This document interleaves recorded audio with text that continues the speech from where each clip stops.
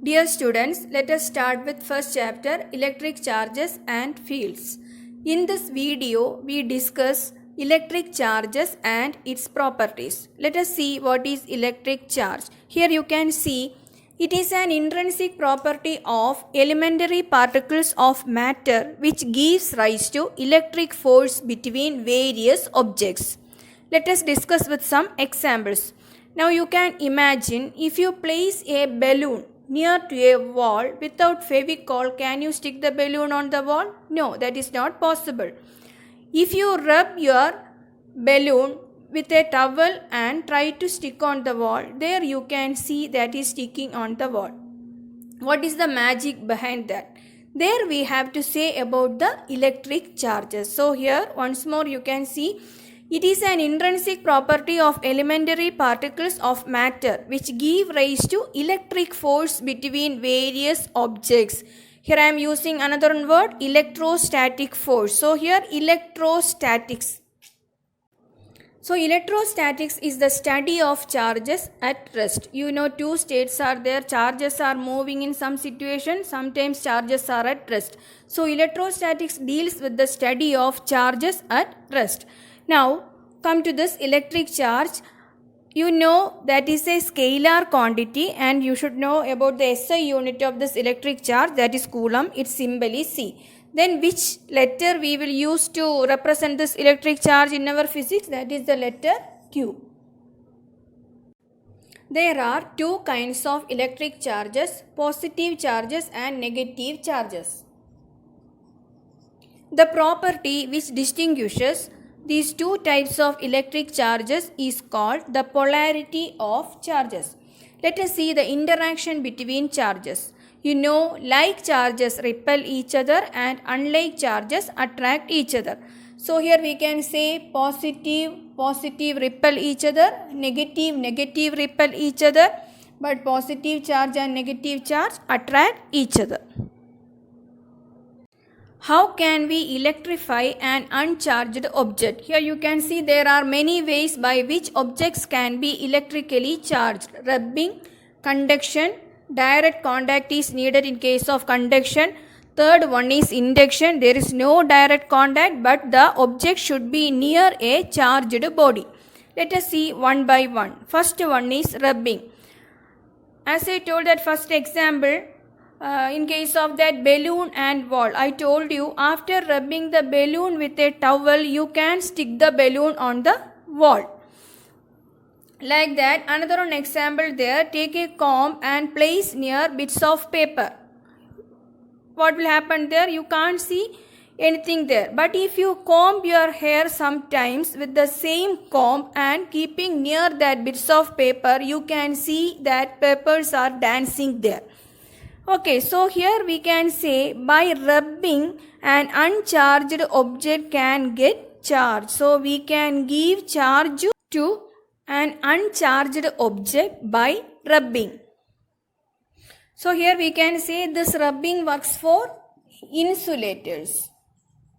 Okay, then during rubbing, electrons will get transferred from one object to the other. This we can call as electronic theory of frictional electricity. When you rub one object with other object, here what will happen? The electric charges will be developed. Why that are developing there? Due to the transfer of electrons from one object to the other object. The electrons which are not tightly bound to the nucleus will transfer from one object to the other object. So you know two types of charges are there. So due to this rubbing, one object will get positive charge, the other will be negatively charged. The object which gains electrons, they are negatively charged, and the object which loses electrons, they are positively charged.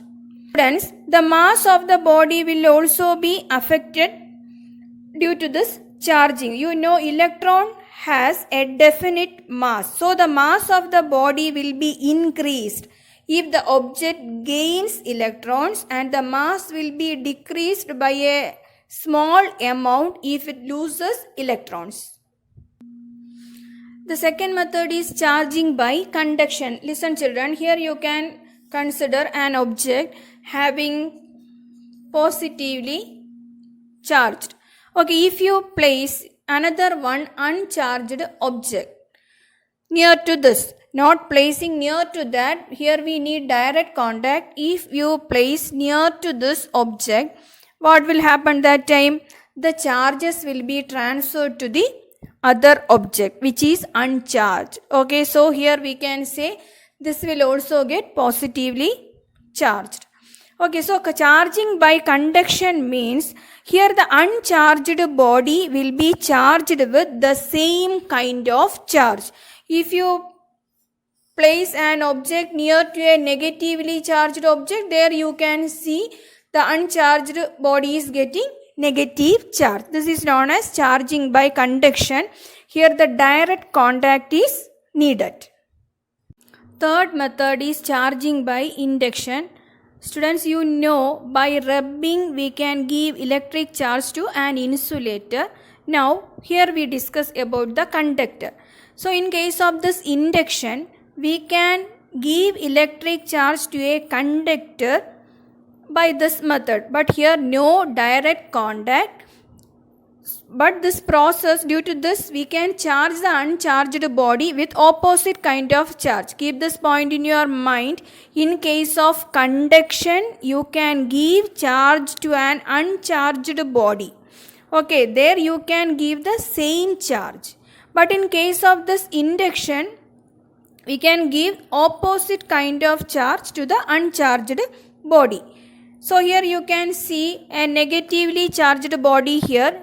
If you place another one uncharged object near to this negatively charged object, you can give positive charge to this object. So like that way, if a positively charged object there and if you place an uncharged object near to this positively charged object, you can give negative charge to this object. So here this is very important. Here you can give opposite kind of charge to the uncharged body by this induction.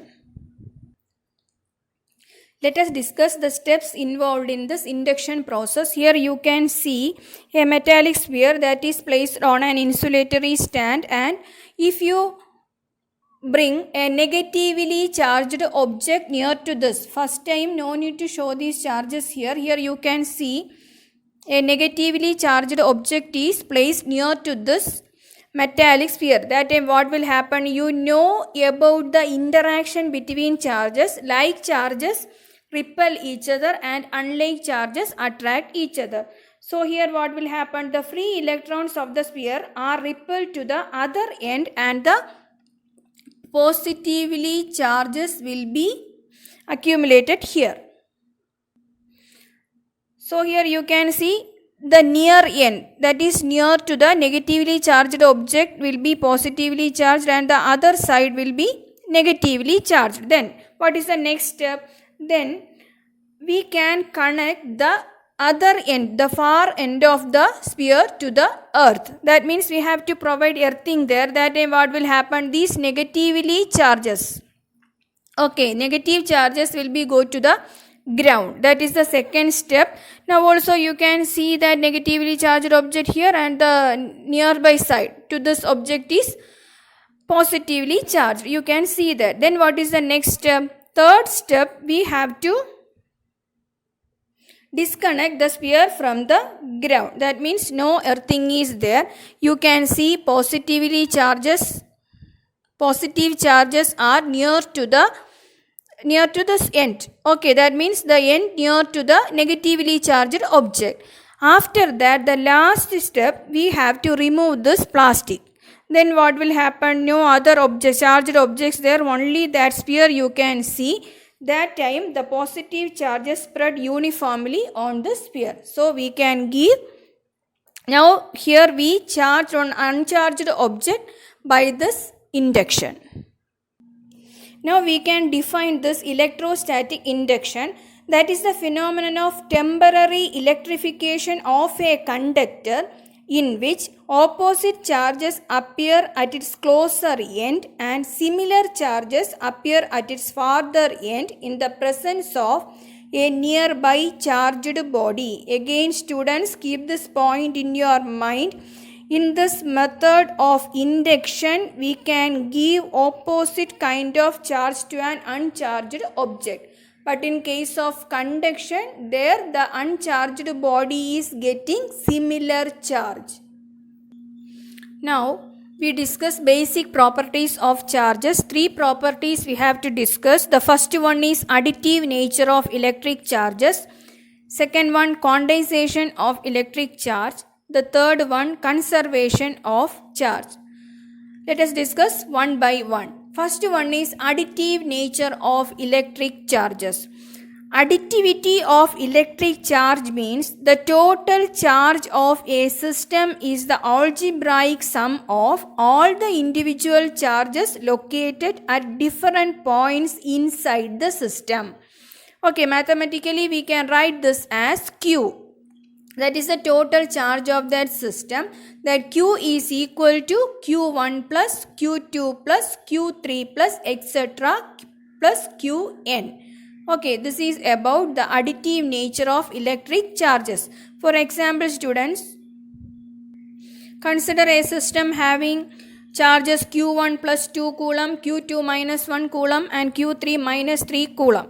So, according to this, we can write the total charge as plus 2 minus 1 minus 3. Okay, that is minus 2 coulomb. That is the total charge of that system. Second property of charge, that is quantization of electric charge. This means that the total charge of a body is always an integral multiple of a basic quantum of charge.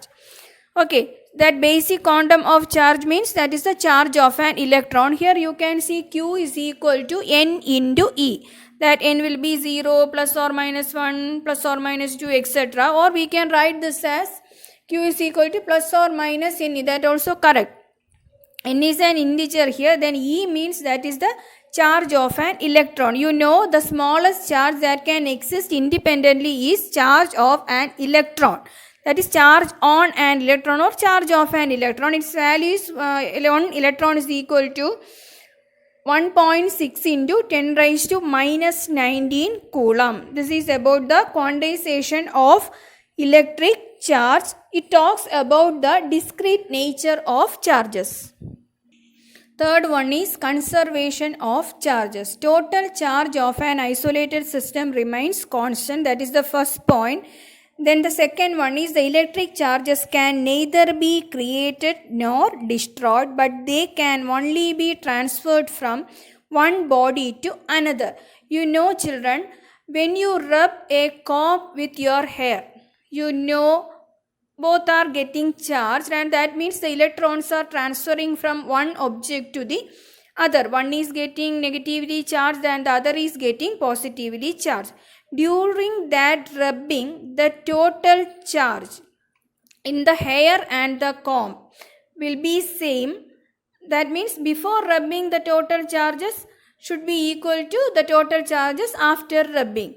Then here you can see one another example, that is the fission of a nucleus by neutron. You can see uranium is written here, uranium 92-235, and this is neutron. Then here after this fission you can see barium, krypton and 3 neutrons there, then plus energy.